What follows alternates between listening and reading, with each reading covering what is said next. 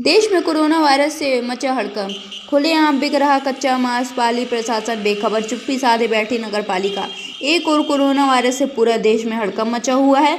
Corona virus से बचने के लिए सरकार लगातार प्रयास कर रही है, कोरोना वायरस से बचा जा सके। वहीं दूसरी ओर उमरिया जिले के बिरसिंहपुर पाली में धड़ल्ले से चिकन, कच्चा मांस, मटर मछली रोड के किनारे बेचा जा रहा है, जहाँ की सामने सामुदायिक स्वास्थ्य केंद्र है, तो वहीं बगल में साईं मंदिर भी है, जहां की भक्तों का मन को भी ठेस पहुंच रही है। बेचा जा रहा दुकानें रखी हुई हैं, जिन दुकानों में मांस मटन जाता है।